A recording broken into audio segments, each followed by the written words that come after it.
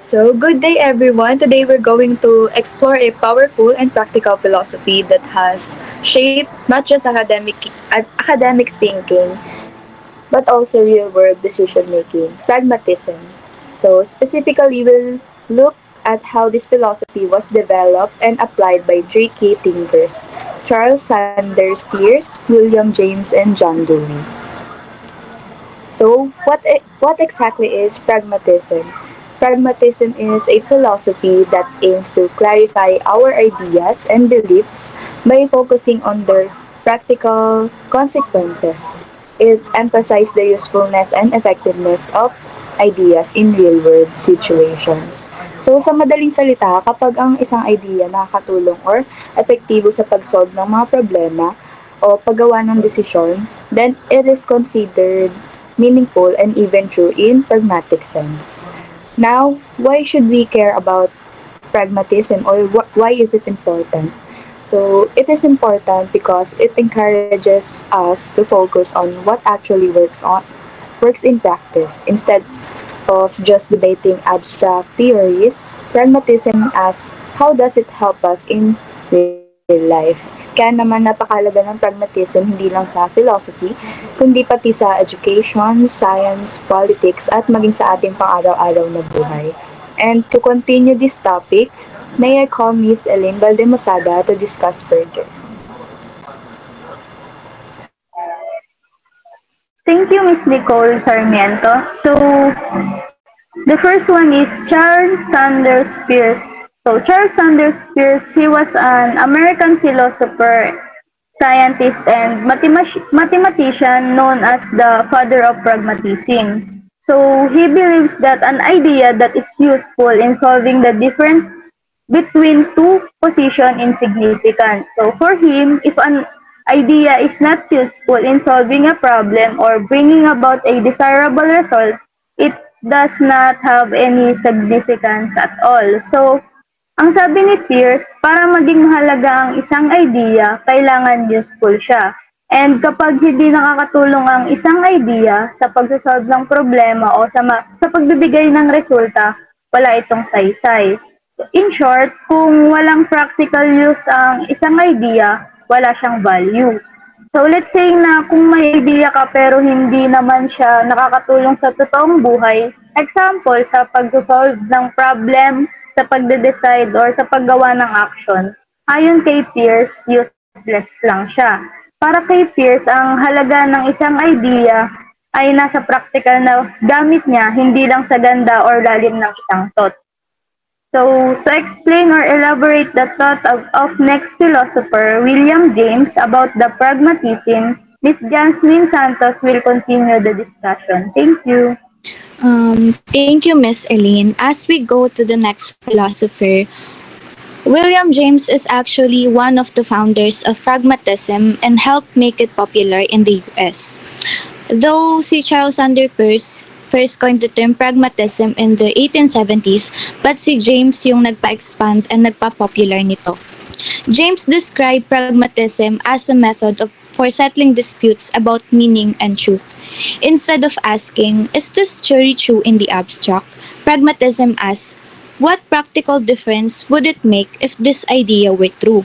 Kumbaga, para kay James, totoo ang isang paniniwala kung nakakakuha ka ng pakinabang dito or nagkakaroon to ng silbi sa buhay mo. For James, truth is not fixed and absolute. Nagiging totoo ang isang idea kung napatunayan at gumagana sa totoong buhay. Truth is practical. It's what works for us in practice and helps us live better. Nagiging totoo kapag napatunayan kapakipakinabang. He applied pragmatism not only to science and philosophy, but also to religion, arguing that religious beliefs can be considered true if they make life more meaningful and workable for individuals. Example, yung paniniwala kay God. Kung ang paniniwala sa Diyos ay nagbibigay ng pag-asa at lakas sa mga tao, para kay James, totoo ito in a practical meaning. Another example is yung paniniwala sa free will. He also defended the idea of free will, arguing that belief in it has practical benefits for human action and responsibility. Para sa kanya, kung naniniwala ka sa free will at yung paniniwala mo dito is mas nagda-drive sa'yo na maging masikap or nagpo-push sa'yo para maging more responsible, para makuha mo yung goal mo, totoo ito kasi nakakatulong yun sa'yo. Ayun yung paniniwala ni James. Ayun yung sinasabi niyang truth is practical. So, ang totoo ay kung ano ang nakakatulong at may positive effects sa ating experiences in life. And again, I am Jasmine P. Santos and here is Miss Marian to discuss the next subtopic. Thank you.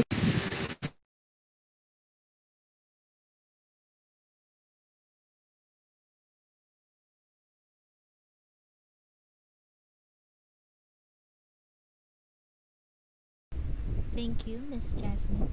So, I'm Marian Santos, and today I'll be talking about John Dewey and his philosophy of pragmatism. So, sino nga ba si John Dewey? So, John Dewey was an American philosopher, psychologist, and educator born in 1859. He is known as one of the most influential thinkers when it comes on how we understand learning and teaching. Dewey is best known for developing the theory of instrumentalism. So, or instrumentalism or experimentalism. So, ano nga ba yung instrumentalism? He believed that ideas, thoughts, and theories are not final truths, but tools or instruments we use to solve problems and improve our lives. So, yung mga idea daw natin, thoughts and theories ay hindi siya mga tiyak or permanenteng katotohanan, kundi mga kasangkapan or tinatawag na tools na ginagamit natin para malutas yung mga problema natin at pagbutihin pa natin yung mga buhay natin. Instead of seeing knowledge as something fixed or absolute, Dewey saw it as something we develop through experience, experimentation, or what we call reflection. So, natututo tayo sa pamamagitan ng paggawa, pagkilos, pagsubok ng mga ideas, and adjusting based on what works. If an idea helps us get a good result, it's useful, and that's what makes it meaningful. In short, instrumentalism means using ideas as tools to solve real problems and learn through experience, not just accepting information as unchanging truth. So, sabi dito, influenced by Darwin, he based his ideas on the concept of evolution and believed that man can achieve moral progress and create an ideal society through improvements in education. So, na-impluwensyahan daw si John Dewey ni Charles Darwin tungkol sa evolution. So, para sa kanya kung paanong ang mga nilalang ay natututo at nagbabago, ganun din daw ang tao at lipunan na kaya din nating umunlad. Naniniwala siya na yung edukasyon ang susi sa pag-unlad ng moralidad ng tao at sa pagbuo ng isang mas maayos at makatarungang lipunan. So, he considered his philosophy of instrumentalism to be a bridge between science and ethics. John Dewey believed that his philosophy of instrumentalism could serve as a bridge between science and ethics, two areas that we people often see as separate. Siyempre, magkaiba talaga yan, science and ethics. He believed that just like in science, our ideas about right and wrong should be based on experience and tested through real-life results. Di ba ganun naman talaga yung ginagawa natin sa science? Palagi tayo nag-experiment, tas para makita natin yung results. So, ganun daw dapat. For Dewey, both knowing and doing should help us solve problems and improve life. That's what makes his approach a bridge between how we act and how we think. And that ends my part of the presentation. Thank you for listening, and I hope you gain a better understanding of John Dewey and his philosophy. Now, to continue our discussion, let me turn it over to our next presenter, Mr. Gabriel Saquilio. Thank you, Miss Maren Santos. So, ang aking report ay summary ng kanilang mga na-discuss. Ayon kay Miss Sarmiento, pragmatism ay isang belief na gumagamit or nagpapakita ng practical use ng mga paniniwala at ano-ano ang kriteriya ng ano nga ba ang totoo. Pagiging kritikal na pag-iisip at pag-iisip na mabuti at epektibo ang mas pinapakita sa pragmatism.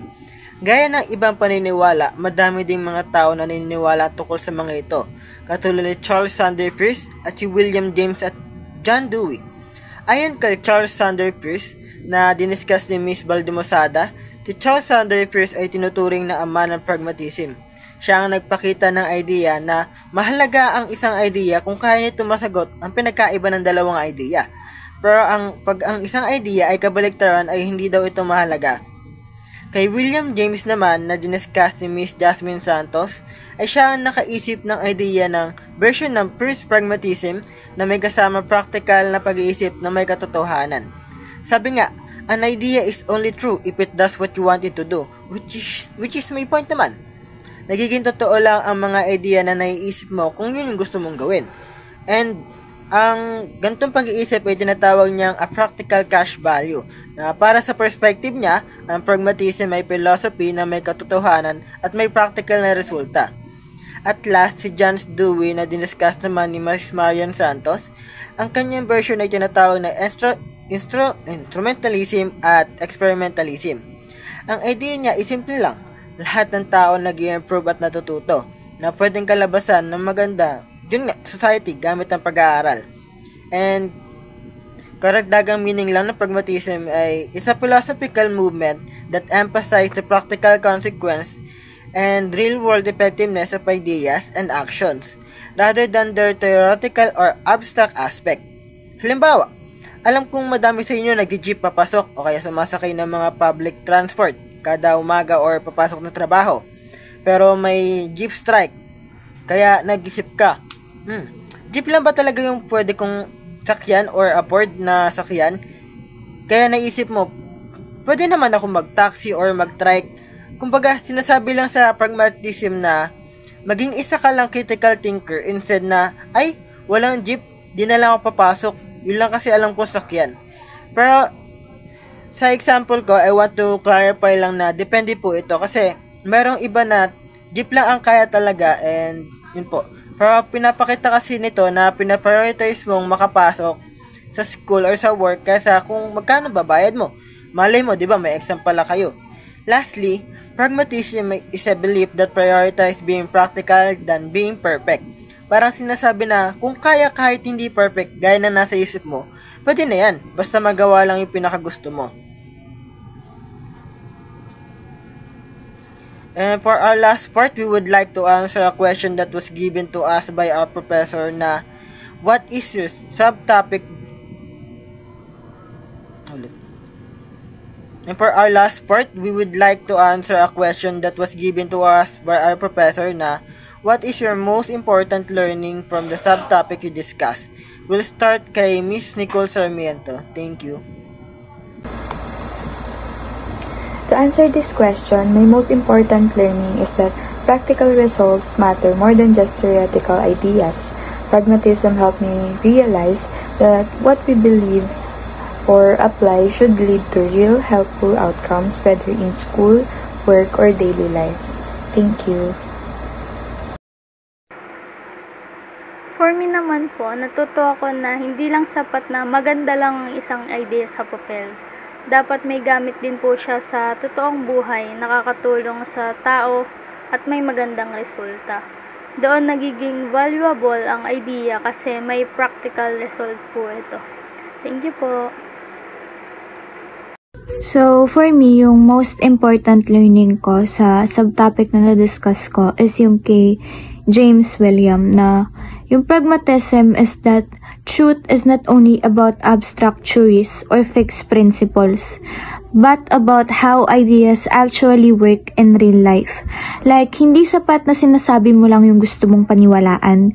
Kailangan gawin mo siya in real life para mapatunayan mong totoo nga yung idea na yun at makita yung results nito. Pragmatism reminds me that ang tunay na sukatan ng kahit anong idea ay kung ano yung resulta nito. Kung nakakatulong ito para tayo mag-grow, maging responsable, at kung may sense sa life mo, then doon mo masasabi na may katotohanan talaga siya. Dito na-inspire ako na i-value yung practical wisdom at mag-focus lang sa mga ideas na legit na may positive impact sa life ko and in the life of others. Thank you po. Thank you, Miss Jasmine.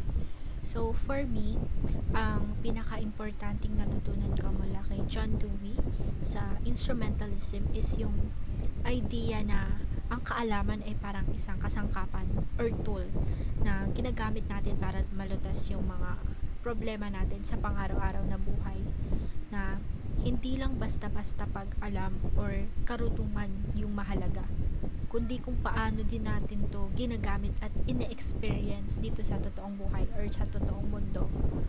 So, para sa kanya, kay John Dewey, ang pag-iisip at pagkilos is magkasabay na proseso na tumutulong sa atin na mas maintindihan yung mga bagay at matuto mula sa mga karanasan natin. And dahil dito, naging mas malinaw sa akin na ang tunay na pagkatuto, learnings, ay nangyayari kapag ginagamit natin yung natututunan natin sa actual na buhay. Ay, yun lang po. Thank you. For my key takeaway lang sa topic namin is yung whole aspect or meaning ng pragmatism. It prioritizes being practical than being perfect. Yes, naiisip mo, nasusulat mo, maganda yung pagkakagawa mo or construct mo sa isip mo, pero ang tanong, kaya ba? Or physically, kaya ba? It's okay to think, pero for it to be real, it needs to be done. And that's all for our group. Thank you everyone for listening and see you all again.